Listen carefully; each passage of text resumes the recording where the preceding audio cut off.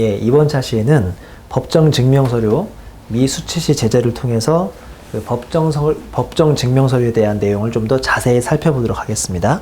지금 16페이지에 표가 하나 나와 있는데요. 이 표는 상당히 중요한 표죠.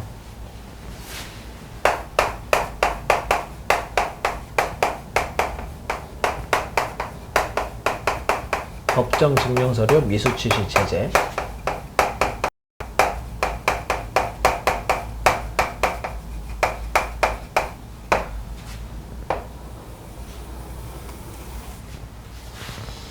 자, 일단 크게 네 가지 경우의 수로 나뉘고 있습니다.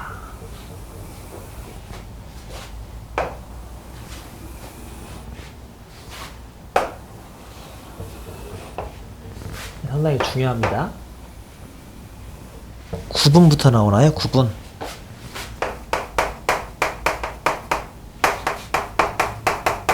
대상.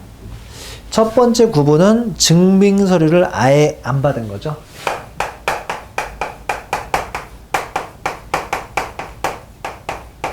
제가 강의할 때 우스갯소리로 무개념 종결자라고 얘기하거든요. 이거 완전히 무개념 종결자죠. 아무것도 안 받아온 거예요. 무개념 종결자. 큰일 났네요. 그러면 이때는 얼마가 넘어가야 문제가 있습니까? 그런 거 없어요. 금액 제한 없어요. 그러니까 단돈 1원이라도 증빙 없이 받아오시면, 증명 없이 집행하면 금액 제한 없이 그냥 무조건 부인된다는 게 이 규정의 취지죠. 여기 보시면 법정 증명서류 위에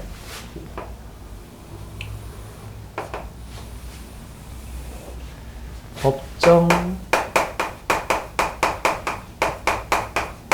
증명서류 외 대표적인 게 우리 간이형 수증입니다.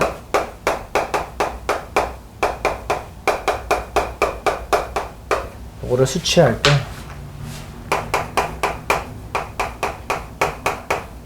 자, 송금 인정은 되느냐? 가산세는 있느냐 없느냐?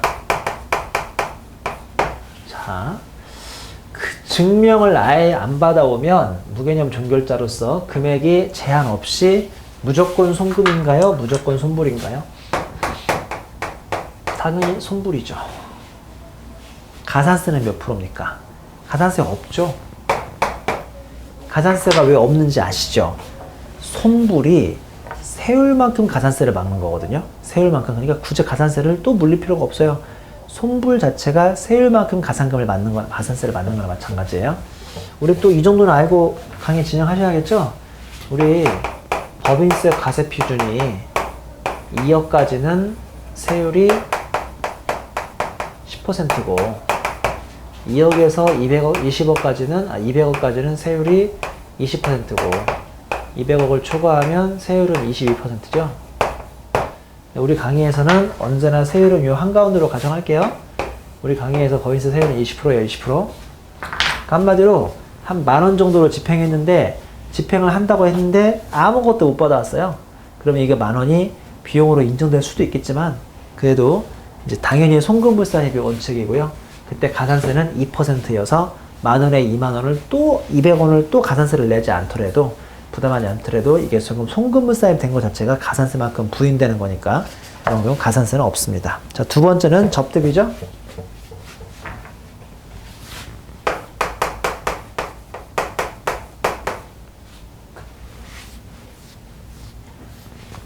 접대비는 얼마 넘어가시면 법적 증명 받아오셔야 합니까? 10,000원 초과죠. 그리고 아시겠지만 경조사비는 얼마예요? 얼마? 200,000원 초과죠. 자, 이거 중요합니다.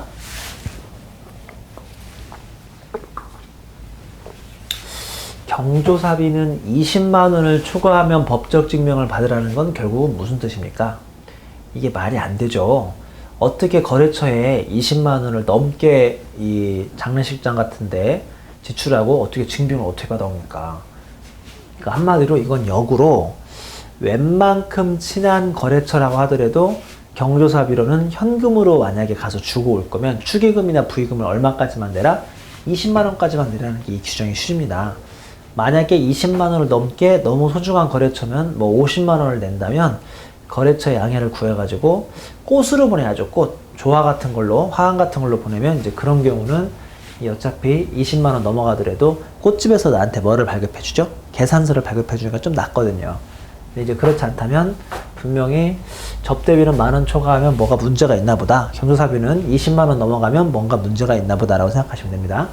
그러고 만 원 초과했는데 어땠을 경우 그런 거죠? 어땠을 경우? 간이용 수중밖에 못 받아올 경우는 문제가 있는 겁니다. 그러면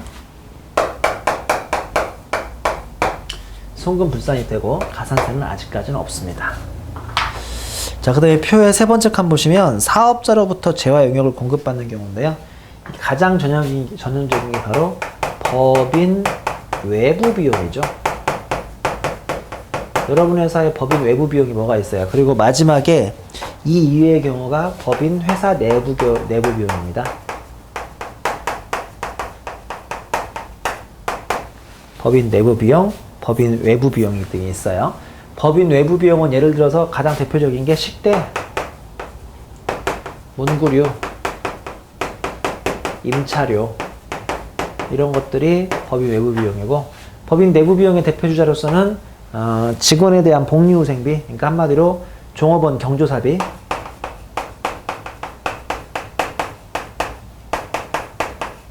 사내 동호회비 뭐 이런 것들이 전형적으로 법인 내부 비용이 되시겠습니다. 법인 외부 비용은 얼마 넘어가시면 무조건 법적 증빙 받아오셔야죠? 1만 원이 아니라 3만 원이죠. 근데 만약에 우리가 회식을 했는데요. 그 쭈꾸미집, 서초 쭈꾸미집에서 회식을 했는데 안타깝게도 식대가 7만 원이 나와서요. 3만 원 초과했는데 술 먹다가 정신이 없어가지고 간이용 수중을 받아옵니다. 그러면 3만 원 초과 거래에는 송금이에요, 송금 불산입이에요? 이거 3만 원 초과 거래는 송금 불산입이 되는 거죠? 맞죠? 송금 불산입이 되고, 그런 경우에 일반 경우 만 원 초과액주 접대비일 때는 송금 불산입인데, 법인 외부 비용은 3만 원 초과해도 간이용 수중이라도 받아오시면 송금 인정이 되네요. 제가 송금 불산입이라고 잘못 설명했네요. 송금 인정이 되는데 대신에 3만 원이 넘어갔기 때문에 이때 가산세는 몇 %입니까? 가산세가 소위 증빙 불비 가산세라고 해서 2%가 붙을 수 있으니까 가산세를 부담하신다는 것만 빼고는 3만 원 넘어가는 거에도 급하신 경우에는 충분히 송금 인정을 받을 수가 있습니다. 다만 간이용 수중이기 때문에 우리 현금용 수중이거나 아니면 직불카드, 신용카드 등에 대해서 거기에 비해서 약간의 그 공신력은 떨어지지만, 그렇다고 이게 이론상 부인되는 건 아니니까 3만 원 넘어가는 거에도 간이용 수중을 한 번 정도 챙길 수 있는 것도 하나의 방법입니다. 왜냐하면 3만 원의 간이용 수중을 챙기는 순간 우리 회사의 세율이 20%로 가정을 했으니까, 예를 들어서 5만 원짜리 받아오시면 5만 원의 20%인 만 원까지는 절세가 가능한 거죠. 근데 이제 그런 경우도 가산세가 약 2%가 붙으니까 반드시 한 번 정도 확인을 해 보셔야겠습니다. 마지막으로 이거죠. 직원 경조사비나 동호회비는 회사 내부 비용이기 때문에 한도가 있어야 돼요, 없어야 돼요? 없어요. 금액 제한이 없어요.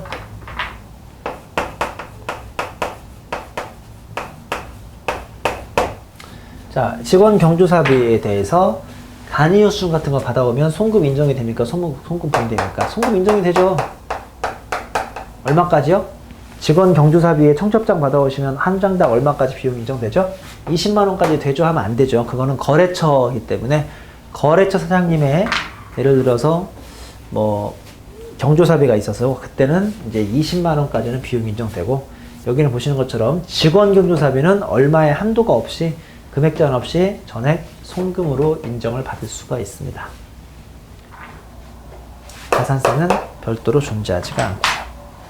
자, 이렇게 해서 가장 중요한 법정 증명서류 미수치 제재에 대한 표를 한번 봤습니다. 그 밑에 사례가 있죠? 사례 좀 풀어볼게요.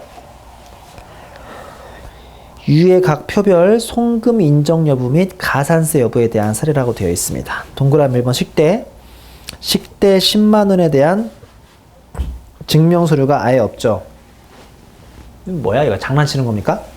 아니, 식대가 10만 원이면 증명서류가 있어야겠죠. 왜냐면 얼마 넘었으니까. 3만 원 넘었으니까. 이거 보면 송금 당연히 불산입이고요. 가산세는 없습니다. 근데 2번 보면 거래처 접대비에 10,000원 지출한 다음에 영수증을 수취했습니다. 이게 뜻밖의 영수증이 송금 인정이 되고요. 그 다음에 가산세 여부도 별도로 없습니다. 그 다음에 3번 문구류 10만원에 대해서 영수증을 수취했습니까? 그러면 송금 인정이 되고요. 대신에 이 영수증은 3만원 넘어가는 금액, 즉 거래 금액의 2% 정도를 내실 수밖에 없습니다. 그 다음에 동그라미 4번 회계팀 김대리 격언 축의금으로 50만원을 회사에서 지출한 다음에 청첩장을 수취한다면 당연히 회사 입장에서 송금 인정이 되고요. 그 다음에 가산세 여부도 없습니다. 위에 있는 표를 다시 한번 사료로 만든 상당히 중요한 내용이니까 한번 정도 천천히 확인해 보시기 바랍니다. 17페이지 유점에 지출 증빙서류 특례 적용 대상이라고 하죠.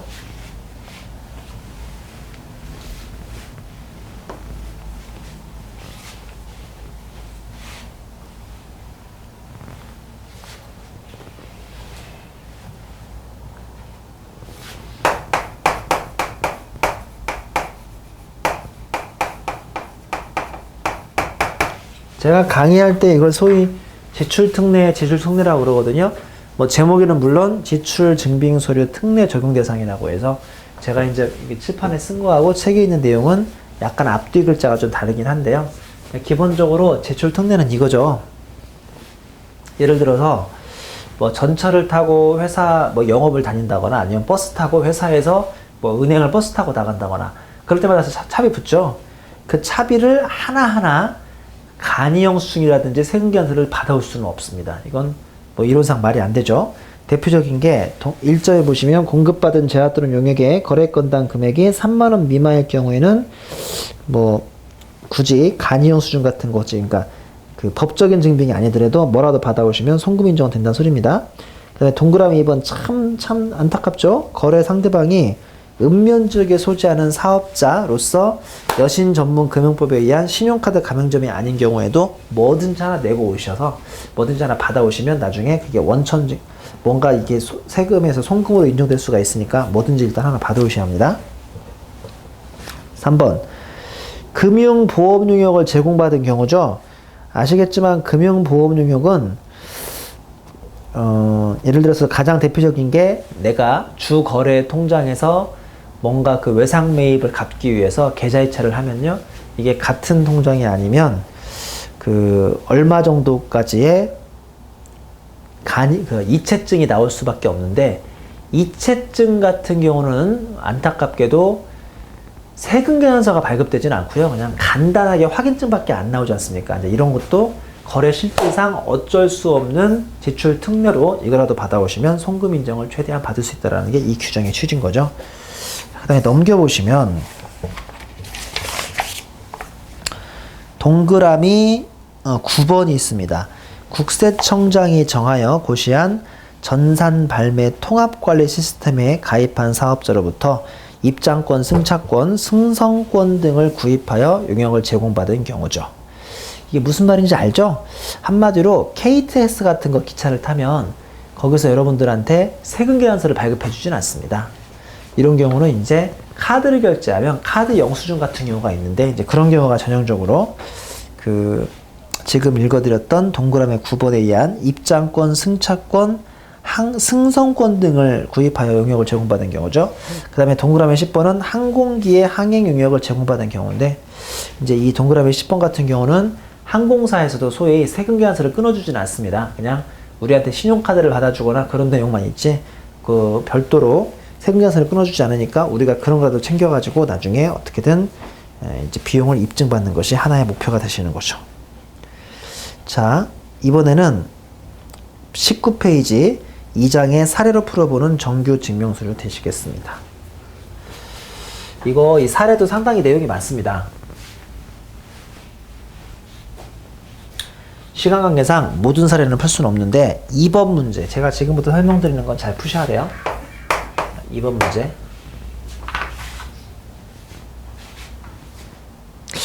이번 문제에서 가장 중요한 하도는 이거죠.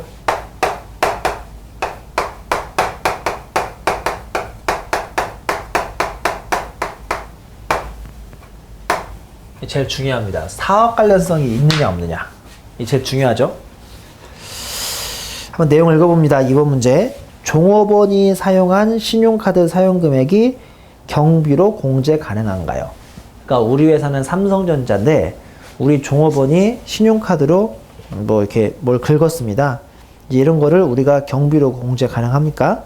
자, 내용을 보시면 종업원을 사용자로 지정한 신용카드를 발급받고 그 사용에 따른 대가로 지급하는 금액이 해당 사업자의 비용에 해당하는 경우 그 신용카드 사용금액은 사업 관련성이 있다면 경비로 공제 가능합니다. 이거 잘 들으셔야 합니다. 항상 결론적으로 사업 관련성이 제일 중요한데요.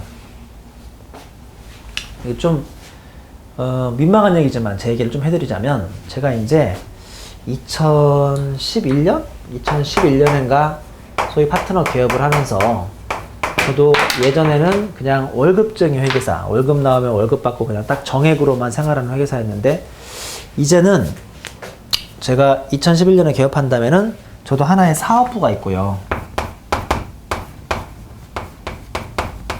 이 사업부에는 매출액에서 매출에 대한 원가가 이렇게 잡히고 있습니다.